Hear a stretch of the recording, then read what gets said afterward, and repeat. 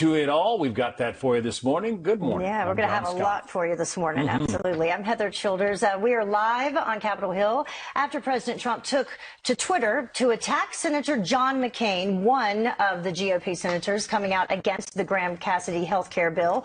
Senators Susan Collins, Rand Paul, and Ted Cruz also say they're against the legislation, but aides to Cruz say that he might back it if some changes are made.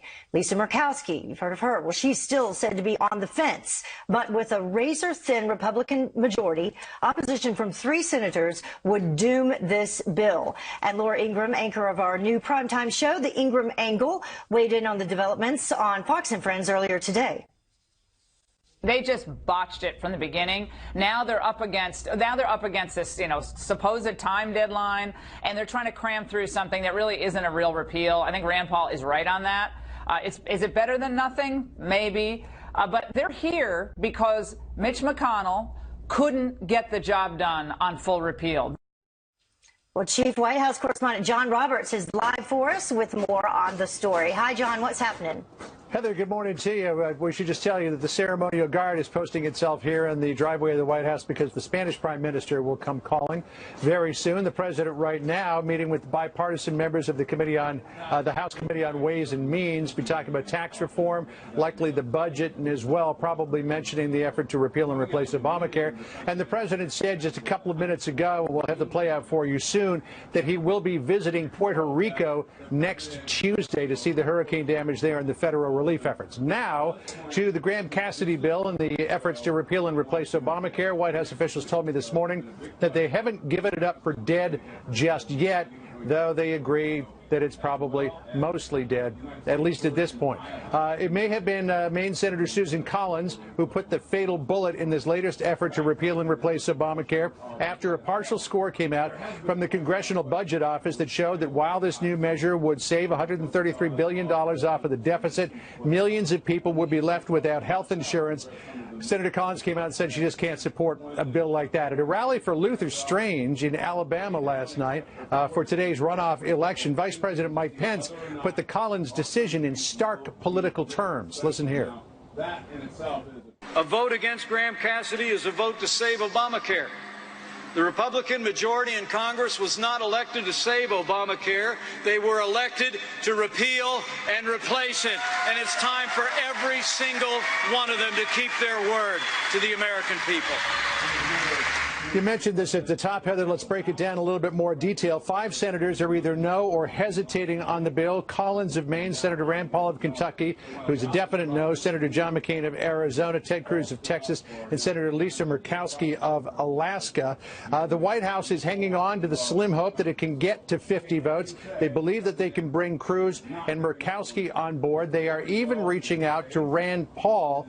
They are speaking with him about trying to get him on board and what would it take. There's somebody in the Paul camp told me this morning that what would have to happen to get Rand Paul on board would be for those block grants that are destined for the states to either be completely removed or to at least be cut back some. Now, in terms of what might happen going forward in the Senate, if they can't get it done this time around, they may seek another reconciliation measure and get it done after September the 30th. But Senator Mitch McConnell warning on the floor of the Senate just a little while ago that if they don't get a Republican repeal bill, the Democratic idea may start to catch hold. At a debate last night, Bernie Sanders was again pushing the idea of a single-payer system, which Mitch McConnell seriously criticized just a short time ago. Listen here. But no matter what you call it, at its core, here's what it is.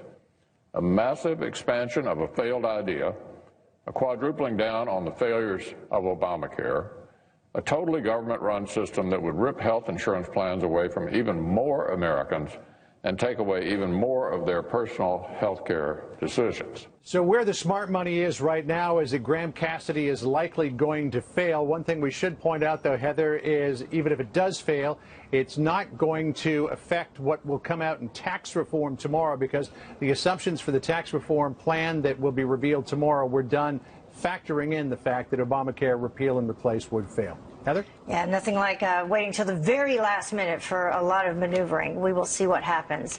John Scott, live for us. Thank you. Fox News Alert, and I'm John Scott. That's John Roberts. But sometimes when you're looking at somebody, it's hard to get the name right. At any rate, we are awaiting comments from President Trump. Here he is in the Roosevelt Room.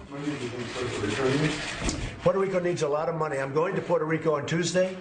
Scheduled trip. It's the earliest I can go because of the first responders, and we don't want to disrupt the relief efforts. We're going through a lot. The mayor of San Juan was very generous and very nice this morning, was thanking us for the great job we've done with FEMA, that we really have. We've worked very, very hard in Puerto Rico. It's very tough because it's an island. In Texas, we can ship the trucks right out there, and we've gotten A+ on Texas and on Florida, and we will also on Puerto Rico. But the difference is this is an island sitting in the middle of an ocean, and it's a big ocean.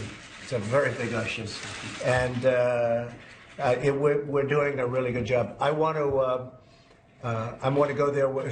Tuesday seems to be the first time we can do without really disrupting first responders and the efforts that are being made to help people. We have shipped massive amounts of food and water and supplies to Puerto Rico, and we are continuing to do it on an hourly basis.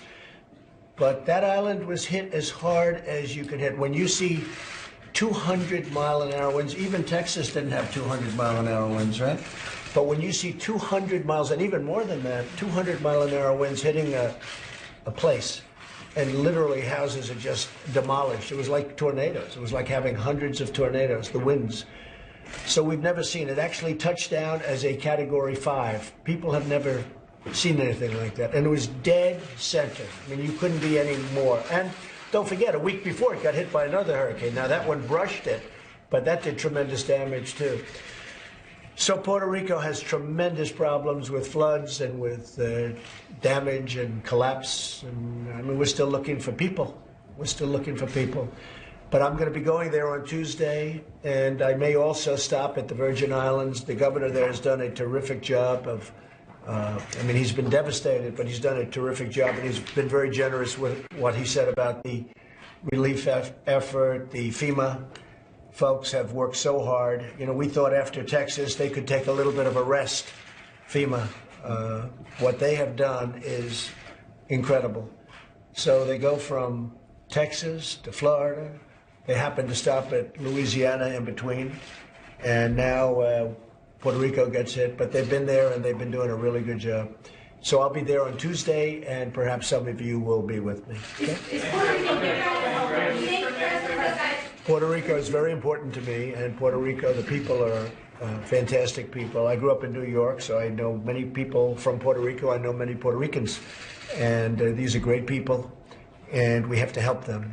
The island is devastated. It's, some people say, I read this morning, it's literally destroyed. The infrastructure was in bad shape, as you know, in Puerto Rico before the storm, and now, in many cases, it has no infrastructure. So you're really starting from almost scratch. But these are great people. They're wonderful people. They're hardy people. They'll be back. But we're helping them. I think we're really getting really good marks for the work we're doing. We are literally landing water, food, supplies on an hourly basis. And this is to an airport that has been devastated. We're not talking about runways that are open and, please land your plane right here. These are airports. These runways are devastated and broken. The airports are broken. So those people are very important to all of us. I think I can speak for everybody sitting around this table. So we're working very, very hard on Puerto Rico, and we're also getting tremendous efforts, and we're sending tremendous amounts of supplies to the Virgin Islands. Okay? Thank you very much, everybody. Thank you. President Trump there in the Roosevelt Room of the White House meeting with House Ways and Means Committee Chairman Kevin Brady and other members of the Ways and Means Committee, both Democrats and Republicans. They're going to be talking about tax reform, and we will be talking about that in a minute as well. But right now, the imminent collapse of the last attempt, or the latest attempt, to try to repeal and replace Obamacare. It appears that the Graham-Cassidy bill is going nowhere and will not pass the Senate, even if it gets brought to the floor. Joining us now, Niall Stanage, White House columnist at The Hill, and David Catanese, senior politics writer at U.S. News and World Report. Niall, there was so much optimism on the Republican side of the aisle for the last couple of weeks. Oh, we're going to get this. We think we've got the votes this time. Now, every day, it seems like a new Republican senator is coming out in opposition. What happened? I think that basically what happened was that John McCain coming out really stopped the momentum for this bill. I think more broadly, Republicans are worried about a certain lack of detail, or at least some are concerned about that. And I think we're already seeing things move toward a kind of blame game. The president has sought to blame John McCain. Some people will talk about the president, the buck stopping with him. But I think if you talk to allies of President Trump, they place a lot of blame with Republican leaders in Congress. They feel that they simply didn't get the job done, not just this time, but in the previous attempts that we've seen to repeal Obamacare. I want to play a bit of sound from a collection of senators from both parties, but it begins with Mitch McConnell, a guy who finds himself on some thin ice over all this. Listen. If Obamacare's failure has shown us anything, it's that we need new ideas and a better approach. That's what the Senate pursued this summer. That's what Senators Graham and Cassidy are pursuing now. Colleagues, nobody has got to buy a lemon just because it's the last car on the lot. This Trump care bill is a health care lemon, a disaster in the making. The fact that it's the last Republican repeal bill standing doesn't make it okay. The new Trump care is bad policy. It's being jammed through this body at an alarming, ludicrous pace. Enough with playing politics with people's lives. It is time we drop Graham Cassidy, drop Trump care once and for all, and join together to actually work to improve health care, starting with acting right now to lower premiums for families and strengthen health care in a bipartisan way. It's kind of funny, David. Democrats are all about bipartisanship now when the original Obamacare passed with no Republican support whatsoever. Well, and let's be clear, there was a bipartisan effort going on while this Graham Cassidy bill was being formulated between Patty Murray, who you had in that clip, and Lamar Alexander to sort of stabilize the markets. But that was put aside when Republicans thought they could get this through. Now, I don't even think this will come up for a vote. Mitch McConnell's speech last night on the floor seemed to be turning the page on this. He was thanking the committees that handled it. He thanked Lindsey Graham and Bill Cassidy, but he basically was signaling that he doesn't have the votes and he is not going to take a loss. This could be a very tough week for Mitch McConnell, given what's going on in Alabama and his preferred candidate. If he doesn't get an Obamacare repeal and loses that Senate race down in Alabama tonight, it's going to be a very tough week for the Senate Majority Leader. Well, the White House, there are a couple of articles out there, Niall, that suggest that the White House is ready to go after Mitch McConnell to really try to undermine him as a result of these Obamacare repeal failures. Is that, I don't know, is that the kind of action that is deserved? It's certainly the case that there is a lot of bad feeling between the White House and Mitch McConnell, and it is certainly the case that people around President Trump blame McConnell for a lot of this. Now, in fairness to the White House, when they come out and say that Republican lawmakers promised for 7 years to repeal and replace, that's a statement of fact. I mean, that's exactly what they did. And I think this gets to the kind of annoyance with Washington that powered President Trump's rise when he was a candidate.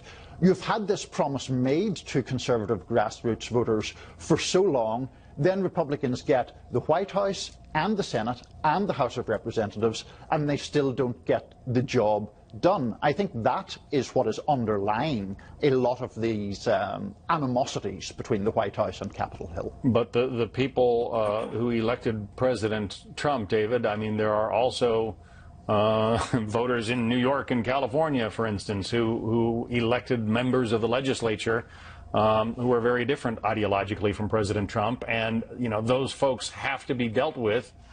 This kind of, I don't know, bipartisanship, whatever you want to call it. It seems like it's going to take the efforts of both parties to somehow fix the Obamacare problems. Yeah, and it's just math. I mean, the Republicans do not have a big margin in the Senate. It's 52-48. They can only lose 2 Republicans. But I would also insert public opinion on this. There's a poll this morning out that showed that 55% of Republicans are against cutting federal Medicaid funding. And if you talk to Susan Collins, you talk to Lisa Murkowski, what they are worried about is the backlash from their own constituents from slowing spending for poor people that depend on health care, that depend on Medicaid program, that the program that provides health care for the poor. So, again, I think, looking at those clips of John McCain that the President Trump has tweeted out, he was, very much for repealing Obamacare. But then what are the details? What are the repercussions? I don't think he's answered that. Stay with us. Now the President on tax reform. Good morning. I'm honored to welcome Republican and Democrat members of the House of Ways and Means Committee to the White House. We've been meeting long and hard. We've been meeting for quite some time, and it's been very interesting, and we're going to have a big announcement tomorrow. I'd like to thank Committee Chairman Kevin Brady. Thank you, Kevin, very much. And Ranking Member Richard Neal for being here today. Thank you, Richard. Really appreciate it. I've asked lawmakers of both parties to join us to discuss our framework for tax cuts and tax reform before it will be released tomorrow. We'll be releasing a very comprehensive, very detailed report tomorrow, and it will be a very, very powerful document. Our plan is based on 4 very crucial principles. First, we must make our tax code simple and fair. It's too complicated. People can't do it. American taxpayers waste 6 billion hours each year complying with the tax code. Under our plan, the vast majority of Americans will be able to file their tax return on a single page without extra record keeping and all of that paperwork. So we're going to make it very, very simple. It's called simplification. Second, we will cut taxes tremendously for the middle class. Not just a little bit, but tremendously. That includes nearly doubling the standard deduction that most families take on their taxes and increasing the child tax credit, which families really want and have been talking about it for a long time. Third, we will lower tax rates for businesses to create more jobs and higher wages for Americans. America has the highest business tax rate anywhere in the developed world. We're the highest taxed nation in the developed world, and I think the undeveloped world too. But, I have to be very accurate with these people because they'll start claiming all sorts of things. So we'll just keep it in the developed world, Mike, okay? But we're the highest taxed nation in the developed world, and we want to become one of the lowest, and that's what we'll be doing. And we'll be announcing those numbers tomorrow. We want to go over them with the committee, but they're set.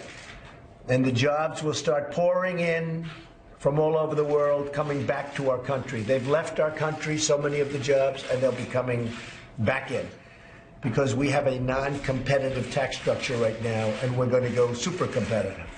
Finally, we want to bring back trillions of dollars in wealth parked overseas. We want this money invested right here in America. You have close to $3 trillion, and it could be much more than that. Nobody really knows what the number is, but we know it's substantially more than $2.5 trillion.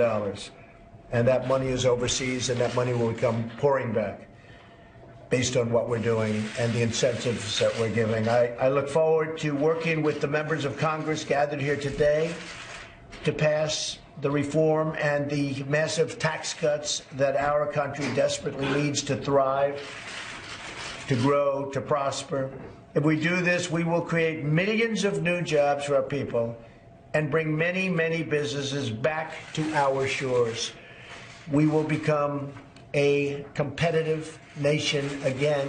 We won't see companies leaving our country, firing their people, and going and then selling their product, by the way, back into our country with no tax and no retribution. That will all stop. It's time for both parties to come together and do what is right for the American people and the nation that we all love. So I want to thank everybody very much for being here, and I look forward to getting to work. And again, we've been working on this for a long time, but this is the finishing touches. And Kevin, again, thank you. And Richard, thank you, and all of your folks. Thank you very much. Thank you. Cassidy bill, sir? We'll see what happens. We'll see what happens. We were very disappointed by a couple of senators, Republican senators, I must say. We were very disappointed that they would take the attitude that they did. We don't know why they did it. You can sort of figure that, but we'll see what happens. I mean, you know, it's going along, and at some point there will be a repeal and replace. But we'll see whether or not that point is now or will it be shortly thereafter. But we are disappointed in certain so-called Republicans. Mr. President, how much money do you think Puerto Rico needs? Puerto Rico needs a lot of money. I'm going to Puerto Rico on Tuesday. Scheduled trip. It's the earliest I can go because of the first responders, and we don't want to disrupt the relief efforts. You know, we're going through a lot. The mayor of San Juan was very generous and very nice this morning, was thanking us for the great job we've done with FEMA. That we really have. We've worked very, very hard in Puerto Rico. It's very tough because it's an island. In Texas, we can ship the trucks right out there, and you know we can do. We've gotten A+s on Texas and on Florida, and we will also on Puerto Rico. But the difference is this is an island sitting in the middle of an ocean, and it's a big ocean. It's a very big ocean, and we're doing a really good job. I want to go there. Tuesday seems to be the first time we can do without really disrupting first responders and the efforts that are being made to help people. We have shipped massive amounts of food and water and supplies to Puerto Rico. So the president is now getting into remarks that we carried for you earlier, so we're going to break away from that. That was a meeting with the House Ways and Means Committee. The president very interested in tax reform legislation that will come out of the legislature. Let's talk to one of the pivotal people involved in that. Senator John Thune of South Dakota joins me now. He is the Senate GOP conference chair. We're going to get to health care in a minute, Senator. Obviously, health care, you know, Obamacare repeal and replacement efforts have gone down in flames, or so it appears. What about the prospects for tax reform? Can you get it done? Well, we have to get it done. It's, again, something that's critically important to our economy. If we want to restore growth in the economy, create better paying jobs, raise wages for people in this country, we need to reform our outdated tax code and make it more competitive. Otherwise, we're going to continue to hemorrhage jobs and businesses to other parts of the world. So we're very focused on this. The president and his team, the House and the Senate, leadership and our members all realize that this is an issue that we cannot afford to fail on. We need to deliver for the American people. Do you think you'll have Democrats on board? Will this be bipartisan? I think it can be bipartisan, but I think we're going to have to prove that we can deliver the votes. I think there are Democrats who are willing to vote for a tax reform bill along the lines of what we're talking about, but I assume that they're not going to vote for it unless Republicans can demonstrate that we have the votes to pass it on our own. And then I think you might see some Democrats who are willing to in the end, be in support of it. But the fact of the matter is, we've got to do this for the American people. The growth rate in this country has been 1.5% now for the last 8 years. The Congressional Budget Office says it's going to be 2% for the next 10. That's just not good enough. The historic average in America is 3 to 3.5% growth. That makes a huge difference in the level of wages, the paychecks the American people have, and how much money they have left in their pocket. So tax reform is going to be focused on middle-income Americans and trying to allow them to keep more of what they earn and to spend it on themselves and their families rather than sending it to the government. Let's talk about Graham Cassidy. Now, it appears, after so much hype and hope, that issue is not going to pass the Senate. It might not even be presented. Do you know? Does Mitch McConnell plan to bring it up to a vote? Well, that's ultimately the decision that the leader has to make. But again, one thing we know is that we made a commitment to repeal and replace Obamacare. I think this particular proposal, Graham Cassidy, is a very innovative approach consistent with what we believe ought to happen to health care in this country, and that is to distribute the power and the money and the decision-making and the control out of Washington, D.C., back to states where the innovation occurs.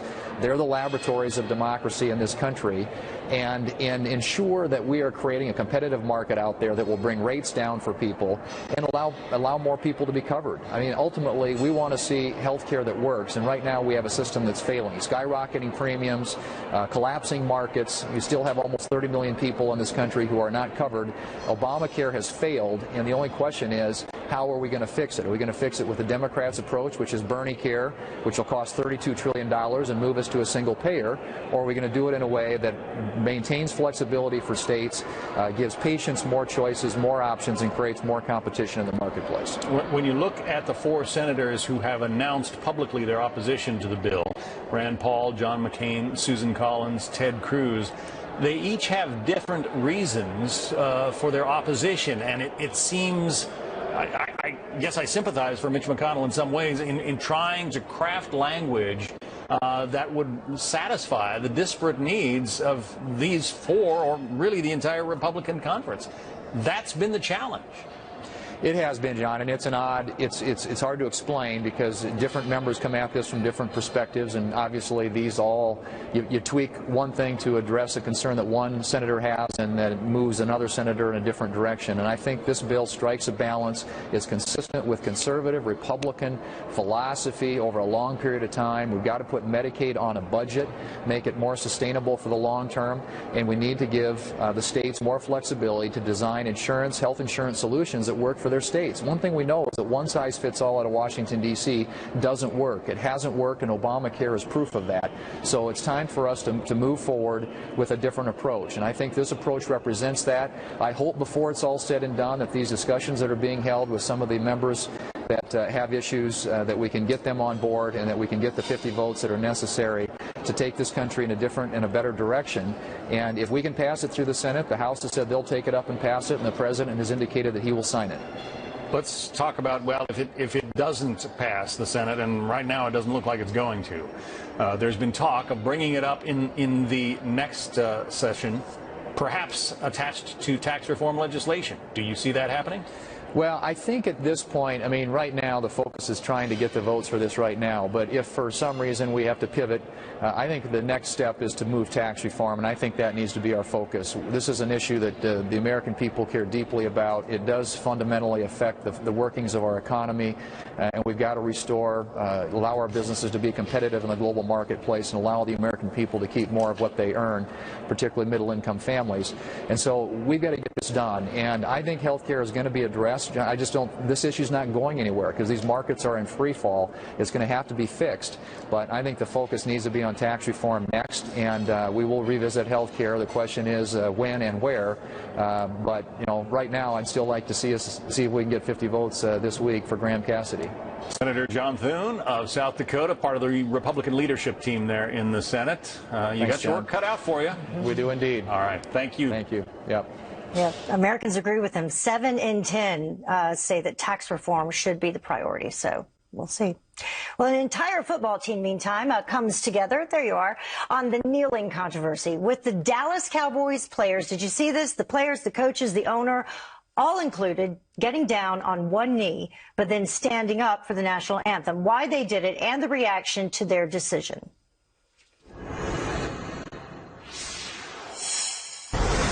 A Fox News alert and 1,000 people forced to leave their homes as a wildfire spreads fast in Southern California. The fire, fueled by dry conditions and flying embers, is now burning near Anaheim and other heavily populated suburbs.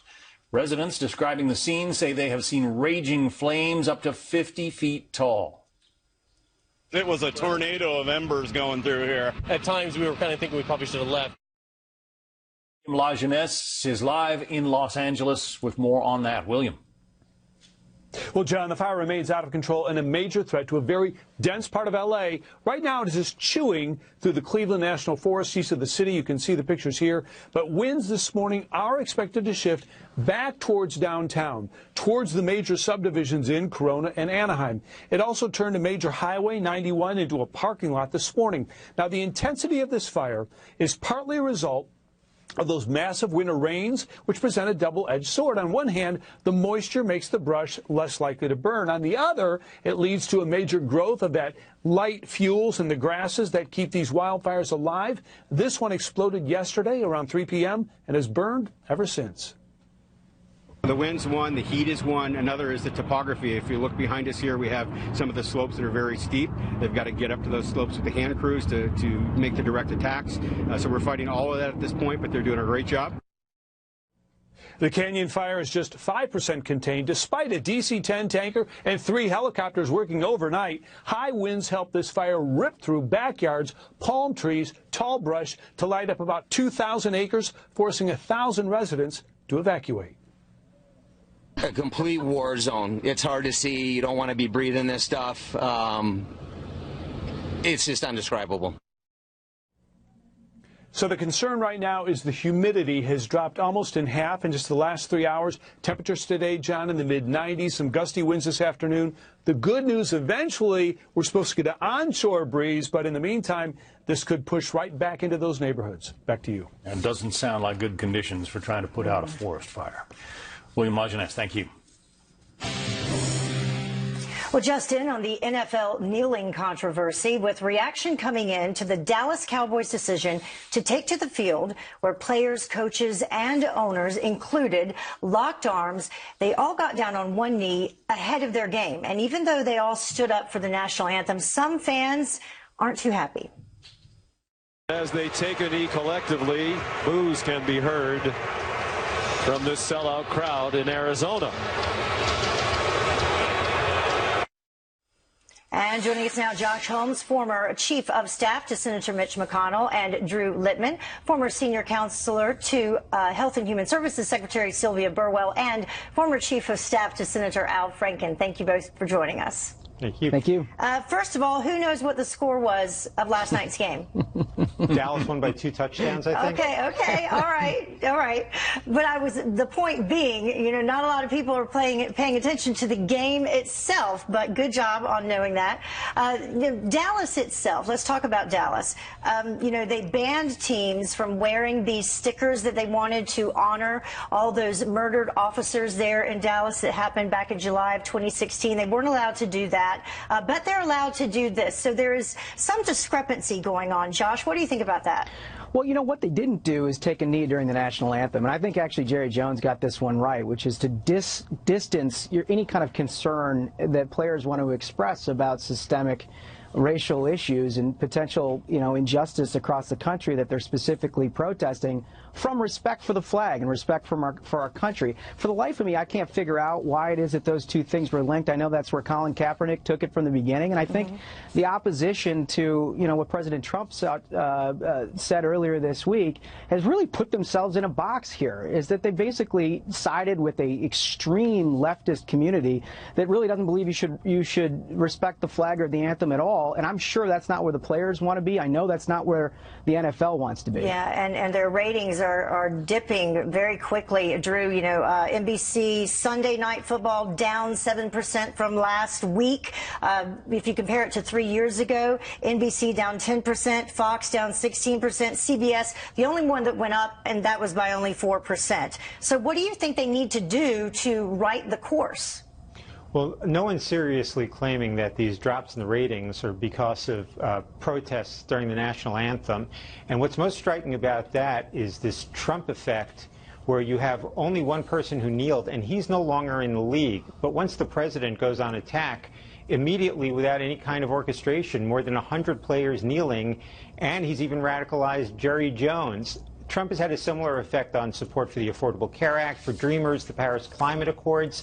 Once he attacks, support for any of these things rises very, very quickly. See, now, people would say the complete opposite of what you're saying right now if you go out and you poll people. And then you talked about the number of football players that actually participated. That's a very small number. I mean, they've got, 1,696 players in the NFL total. So when you talk about a little over 100, 200, that's just about 1 in 8. So, Josh, do you agree with that? Yeah, no, I don't think the NFL wants to see poll numbers on the views of their fans and how they view players taking a knee during the national anthem. It's not going to be good for them. And furthermore, you look at the #1 jersey that's selling this week. It's the tackle from Pittsburgh, Villanueva, who served 3 tours overseas representing the Army and our armed forces in battle. And, I think the reaction from the American people here is, let's just separate this, for goodness sakes.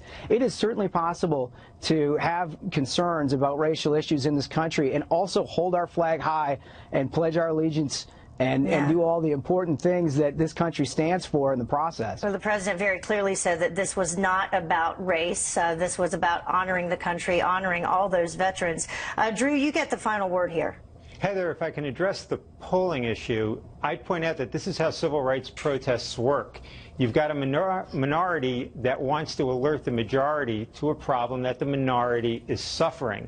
If the minority's position was universally popular, you wouldn't need the protests. But protests start off as a vindication of the rights of the minority. That's what the First Amendment was created to protect. But is this the right venue, though? I mean, has the message just gotten lost in all of this? Totally lost. And it completely marginalizes what is an important issue to talk about. Instead, we're having an argument over patriotism, which, look, I know where the American people stand on that. I'm pretty sure where the NFL fans stand on that. All right, the fact that we're talking about this now suggests that it was the right venue. Yeah, but we need to get back to talking about football. That's what we need to do. All right, Josh and Drew, thank you so much. Appreciate it. Thank you, Heather. Thank you.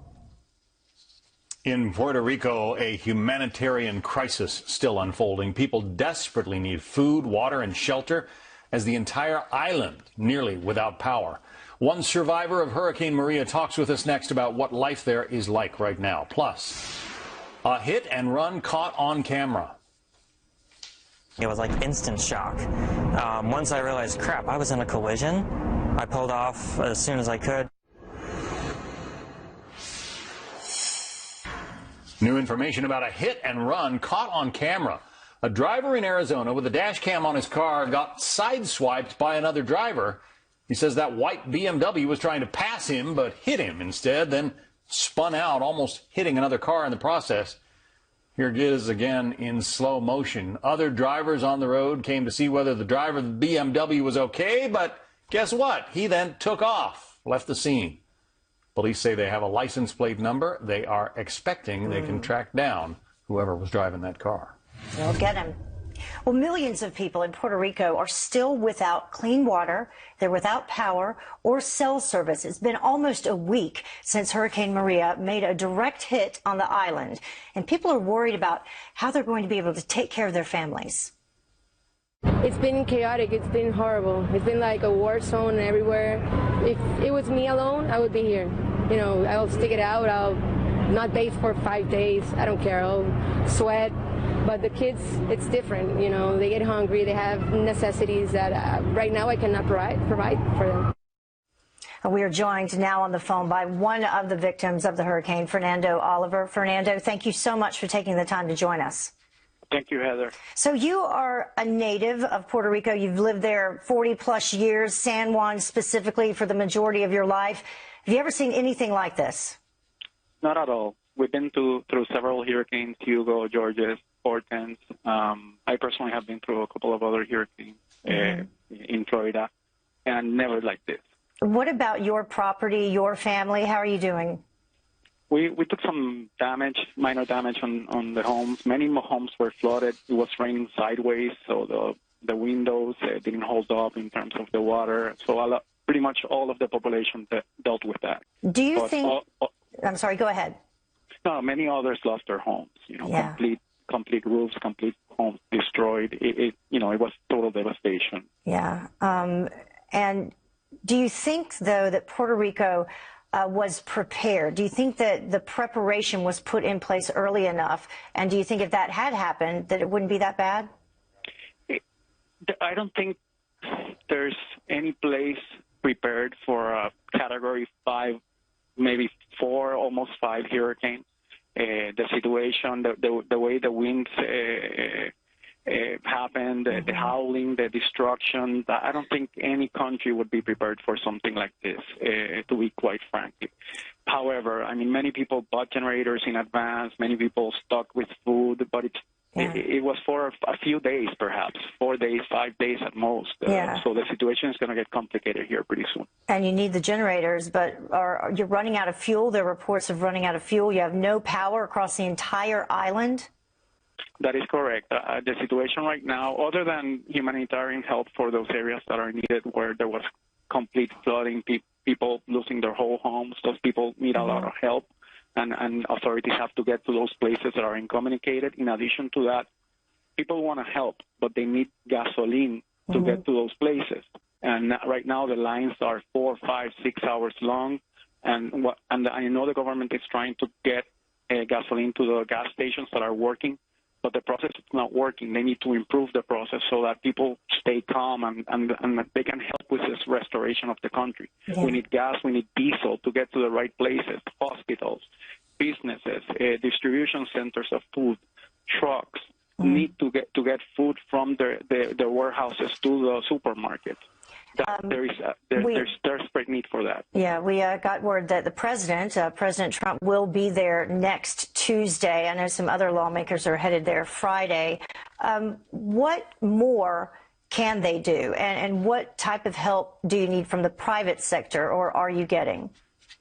In terms of the private sector, I think the government needs to get resources to them in terms of diesel, fuel, trucks, construction, cranes, any sort of equipment that can be used to rebuild will be needed. In terms of the government getting aid to these areas that are desolated, that have no communication, food, water. There are municipalities and the mayors of the different municipalities are claiming for help. That help needs to get to them in an orderly fashion. So I think once the gas situation settles, the diesel situation settles, we have many businesses ready to operate and run with power generators. We just need the diesel to get to them consistently so that people know what they can expect and we can get back on our feet. Yeah, the governor warned that the possibility of a humanitarian crisis. Do you think that's taking it too far, or is that how you would describe it? That's exactly how I would describe it. There are many areas in the island that are desolated. There are communities of people that need a lot of help. It's not. There's no exaggeration whatsoever as to what's being reported. Well, we see the pictures. The situation is dire, and again, as soon as businesses start opening, as soon as there's an element of normality or normalcy returns to the island, people will start getting calm, and people want to work. I see people wanting to get to their jobs, but they can't because there's no gas, and there's no gas in the stations where they need to fuel their vehicles. It's not that there's not gas in the island. So that's something that needs to be clarified. Well, Fernando, thank you so much for taking the time to join us. We see the pictures. It's just completely devastating, and our prayers are with you and your family and everyone there in Puerto Rico as you try to recover. Heather. Thank you. Thank you. Have a good. Well, the wife of a former high school football coach pleads guilty to having sex with one of his 16-year-old players. Well, she is getting a shorter sentence than expected. Plus, a deadly terror attack rocks Israel. Where it happened, why the timing is critical here.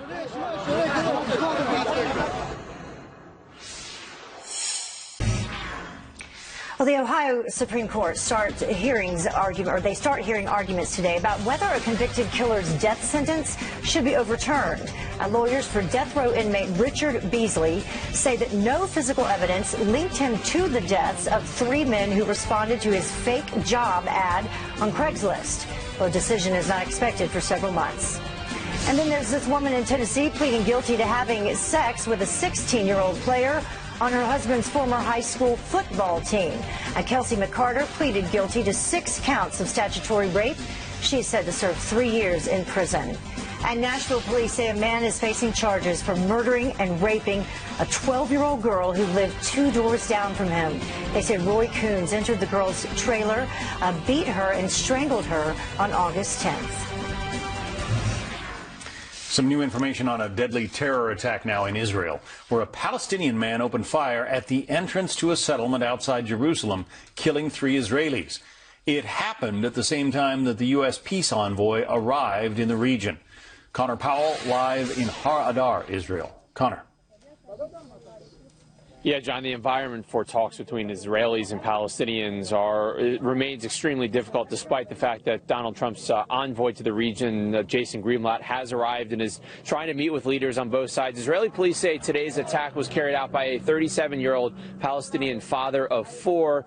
He had a work permit to come into Israel. He was a regular here at the checkpoint here into the settlement and was known by many people here as somebody who had a good head on his shoulders. But Israeli police also say he's somebody somebody who has a troubled family situation, and that possibly led to this attack in terms of some type of a snapping situation. But Israeli Prime Minister Netanyahu said that the attacker's home would be destroyed, and also laid blame at the feet of Palestinian leaders who, he said, incite average Palestinians to attack Israelis here and across the entire region. Now, we aren't really sure yet whether or not he was working with anyone else. However, it does appear, according to Israeli officials, that this appears to have been a lone wolf attack, something we've seen for the last couple of years here. Some young Palestinian man essentially sort of attacks Israelis, whether it be on a settlement in the West Bank or here in Israel as well. It's something we've seen. It's a trend that has been going on for several years. It's also a trend, John, that Israeli officials, security officials particularly, really don't have an answer how to stop, no matter the security arrangements they put in place. John? Connor Powell, live from Israel. Thank you.